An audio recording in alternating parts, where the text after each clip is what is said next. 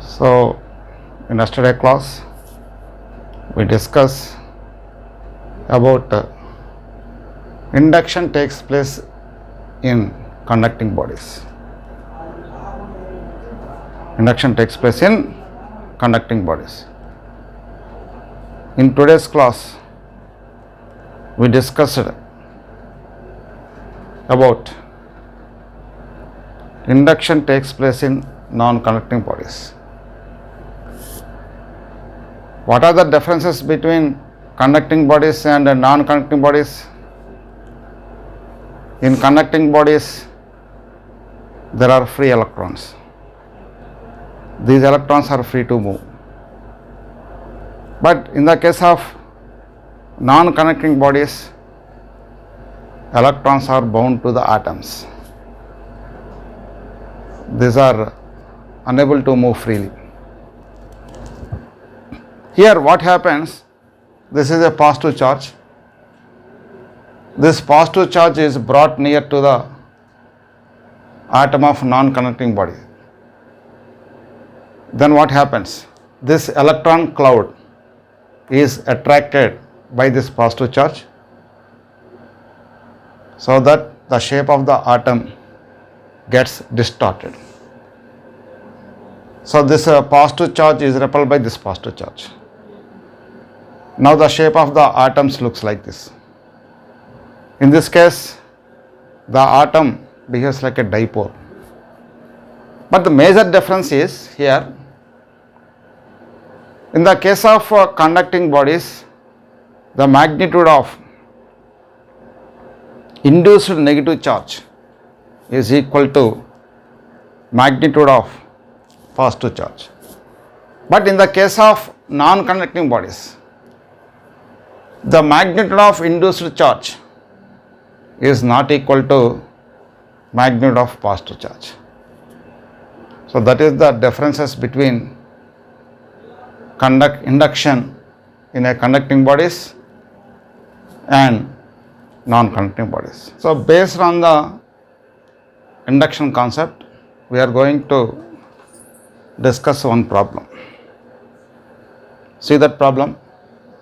You are given two metal spheres touching each other. How do you change these spheres? One is positive and one is negative. This is the question. This question can be solved by using the concept of induction. Here, these are the two metal spheres, conducting spheres. They are mounted with insulating stands. Now, our aim is we make first sphere charged body, second sphere as a charged body. For that, what we do? Let a positively charged body is brought near to the two spheres. We know that what happens by the process of induction, all the negative charge in two spheres accumulated at this end, and all the positive charge accumulated at this end.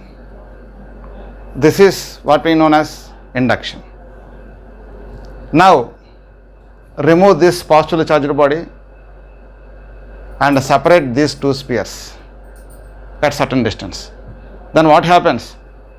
The negative charge accumulated here distributed uniformly over the surface of the first sphere. The positive charge accumulated here distributed uniformly over the surface of the second sphere. In this way, we can convert these metallic spheres into two charged bodies. One is positive and another is negative. This is the process of induction. Because another problem based on the concept of induction. Here, in this problem, what they given? The conductor shown in figure, this is a conductor, carries a charge plus 3 nanocoulombs. Plus 3 nanocoulombs. Plus 3 nanocoulombs.